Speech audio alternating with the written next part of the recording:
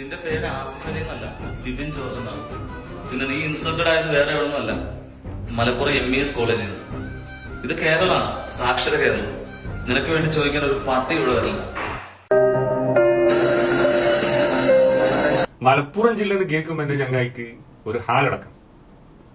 പിന്നെ അപമാനിക്കപ്പെട്ടത് ബിബിൻ ജോർജ്, ആസിഫ് അലി അല്ല. എടാ ഞാൻ ഒന്നും പറയുന്നില്ല. ഒരു കാര്യം മനസ്സിലാക്കണം.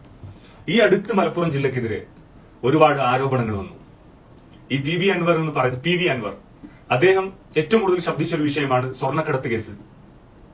കരിപ്പൂർ എയർപോർട്ടിൽ നിന്ന് പിടിക്കപ്പെടുന്ന ആളുകളെയെല്ലാം മലപ്പുറം ജില്ലയുടെ ലേബലിൽ സുജിത് ദാസ് എന്ന് പറയുന്ന ഒരു സർക്കിൾ ഇൻസ്പെക്ടർ എന്ത് ചെയ്യുന്നുണ്ട്, രജിസ്റ്റർ ചെയ്യുന്നുണ്ട്. എത്ര 150ഓളം കേസുകൾ പിടിച്ചു. ഇതെല്ലാം മലപ്പുറം ജില്ലക്കാരാണ് എന്നാണ് പിണറായി പറഞ്ഞത്, ഒരു അടിസ്ഥാനവും ഇല്ലാണ്ട്. കരിപ്പൂർ എയർപോർട്ടിൽ നിന്ന് പിടിക്കപ്പെടുന്ന പ്രതികൾ എങ്ങനെയാണ് മലപ്പുറം ജില്ലക്കാരാകുന്നത്? അവരുടെ പാസ്പോർട്ട് ഏതാണെന്ന് നോക്കിയിട്ട്, അത് ഏത് ജില്ലയിലാണെന്ന് നോക്കിയിട്ടല്ലേ കേസ് രജിസ്റ്റർ ചെയ്യേണ്ടത്. പക്ഷെ ഇദ്ദേഹം പറയുന്നത് അവിടെ നിന്ന് പിടിക്കപ്പെടുന്ന എല്ലാ സ്വർണ്ണക്കടത്ത് കേസുകളും മലപ്പുറം ജില്ലക്കാരുടെ പേരിൽ തന്നെ ഇടണമെന്നാണ് നിർബന്ധം. എന്തിനാണ് അന്വേഷിച്ചോ, എന്തിനാണ് എന്നുള്ളത്. അതാണ് ഇപ്പൊ ചർച്ച. മനസ്സിലായി? അതിനിടക്കാണ് ഈ പറയുന്ന ഈ കോളേജുകളിൽ അപമാനിക്കപ്പെടുന്ന നടന് ഇയാൾ മാത്രമൊന്നുമല്ല. ഇതിനു മുമ്പ് ഒരുപാട് നടന്മാരും നടിമാരും അപമാനിക്കപ്പെട്ടിട്ടുണ്ട്. മനസ്സിലായി? അത് അവിടുത്തെ സ്റ്റുഡൻസ് അല്ല അവർ അപമാനിക്കുന്നത്, അവിടുത്തെ മാനേജ്മെന്റ് ആണ്. ഈ മാനേജ്മെന്റിന് കുറച്ച് വിവരവും വിദ്യാഭ്യാസം വേണം. അങ്ങനത്തെ ആളുകളെ പിടിച്ചിട്ട് മാനേജ്മെന്റിൽ ഇരുത്തണം. മനസ്സിലായി?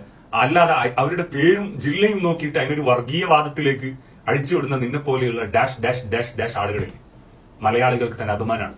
ഓക്കെ, നന്നാ അവിടെ പോയിട്ട്